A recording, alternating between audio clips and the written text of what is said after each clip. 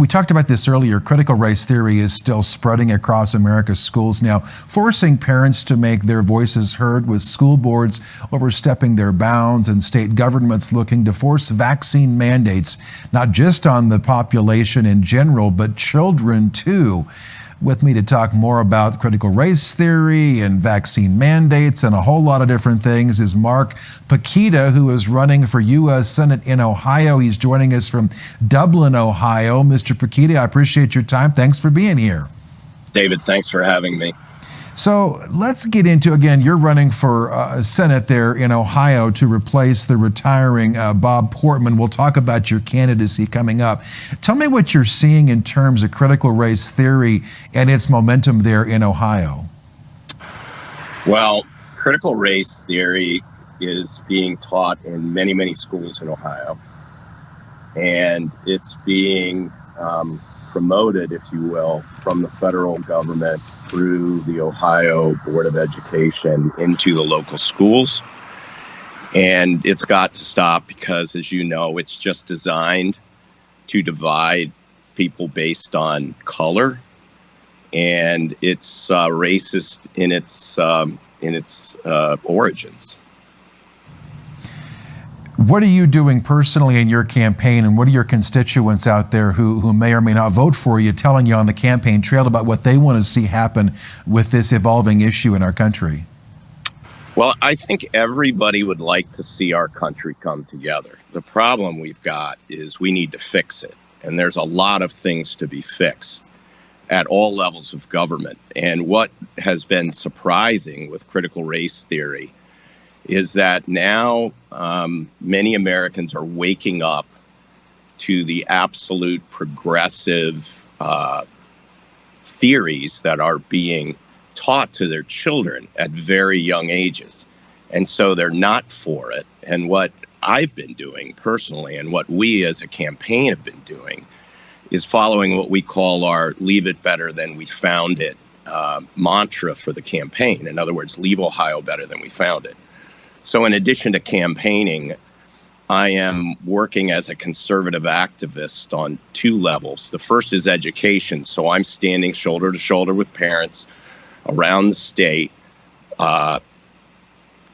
in front of school boards, being critical of and asking them to stop critical race theory, false masking, vaccine mandates, and ridiculous quarantining and contact tracing activities. And I've also been in front of the Ohio Board of Education to try to get them to repeal their racist, what they call Resolution 20, what they call an equity resolution. It's more of an inequity resolution. And I had been there 3 times, and we got that racist screed repealed last Wednesday. So I'd like to think we had something to do with that by calling them out publicly on that resolution. Want to change gears because you brought up mask mandates there, and doing my research to visit with you today, sir, I read about you and some of your beliefs on your campaign there that, you know, you're not anti-vax, you're just anti-mandates. So talk about that and what's going on in Ohio and what you would do as a U.S. Senator representing your state. So I'm for freedom and independence. I'm for the ability for Ohioans to make a decision based on their own principles, their own research, and to come to their own conclusions, not to be forced to wear a mask, not to be forced to vax. If you want to be vaxxed and I don't, great. If I want to wear a mask and you don't, great. I'm not anti-vax, I'm not anti-mask. What I am for is medical choice in this matter, because this is not a fully approved vaccine, and we've seen that it comes with some damage. So I am not vaxxed. I am not getting vaxxed, but that doesn't mean I'm an anti-vaxxer. I did my research just like many other Ohioans have, and I've come to my own conclusion. In fact, the rest of my family's vaxxed. I'm the only one in my family, I believe, who's not vaxxed. So at the federal level, what I could do is just make sure we're protecting constitutional rights in this regard. You know, and I think what you just said there is what a lot of people in our country believe. A lot of people who do have the vaccine. They're not anti-vax. They're just pro-choice in terms of mandates and your choice to wear a mask, your choice to do what's right for you and your health and your family's health.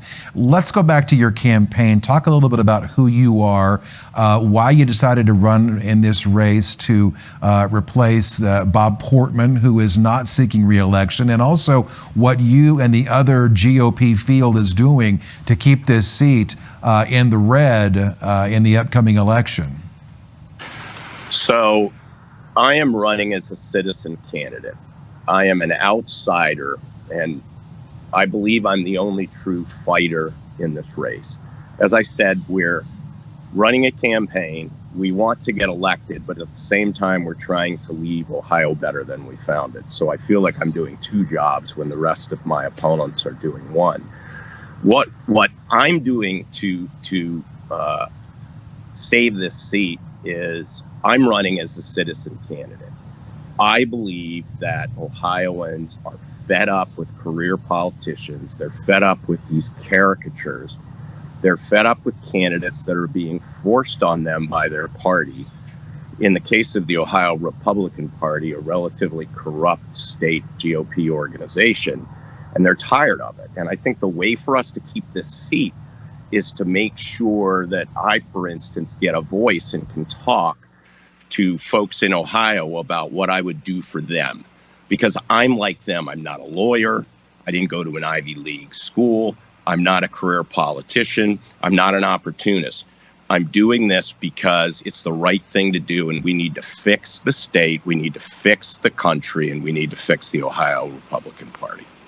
Mark Pukita, I appreciate your time and perspective, and we wish you best of luck as you run for U.S. Senate there to represent Ohio. Thanks for being here, sir, and the best of luck to you.